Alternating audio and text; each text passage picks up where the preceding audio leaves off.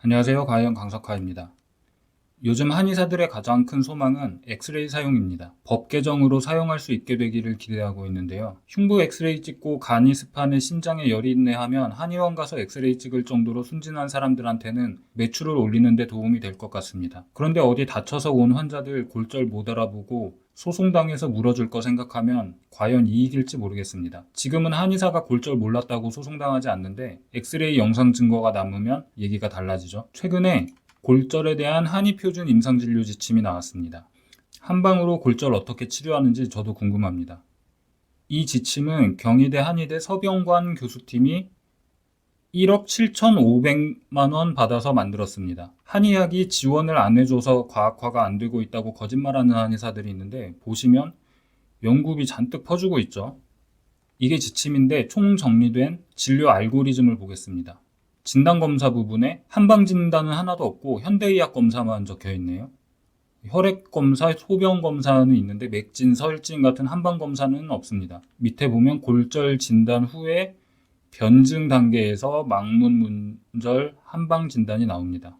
한약, 침, 약침, 뜸 이런 치료법들에 대한 권고안이 있는데 대부분 비모더레이트입니다. 그런데 권고안을 읽어보면 모두 한방 단독 치료는 하나도 없습니다. 수술 및 고정 후, 수술 및 통상적 치료의 병행 이런 식으로 의사한테 묻어갑니다. 책임은 의사만 지겠죠. 골절 치료가 잘못됐을 때 환자는 의사한테만 소송 걸 것 같습니다. 내용도 들여다보면 인용한 임상시험이 다른 지침들에 비해 상당히 많습니다. 총 194개의 논문을 인용했는데 193개는 중국어 논문이고 나머지 하나는 영문이긴 한데 중의사들이 발행하는 저널 오브 트래디셔널 차이니즈 메디슨 딱 하나였습니다. 필요하면 그냥 중의사들 지침 번역해서 쓰지 이런 쓰레기에다가 1억 7,500만 원을 낭비합니까? 중국은 논문 조작이나 의약품 허가 임상시험도 조작이 흔해서 중국 사람들이 이런 걸 보라고 내밀어도 무시해야 되는데 한의사들이 자꾸 중국산 쓰레기들을 가져다가 한국에 풀어놓고 있어서 심각한 문제입니다. 2016년에 중국의 의약품 허가 관련 임상시험에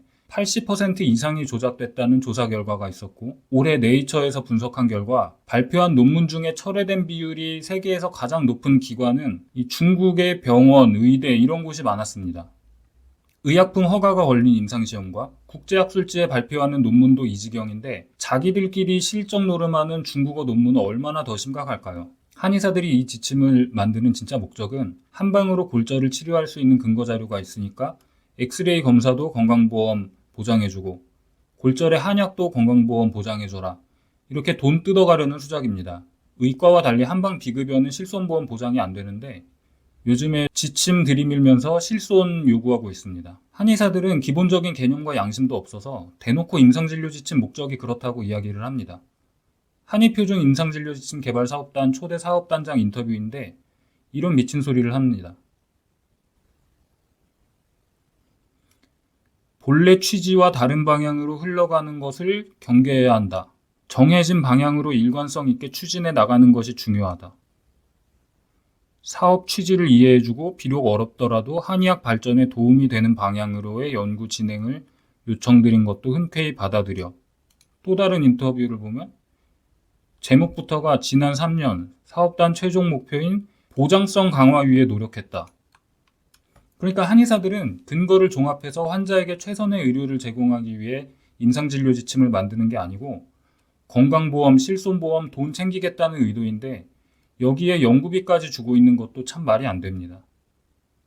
한의표준 임상진료 지침 만들라고 하나에 수억 원씩 주면 중국산 사기 논문을 들이밀며 건강보험 제정 내놓으라고 합니다.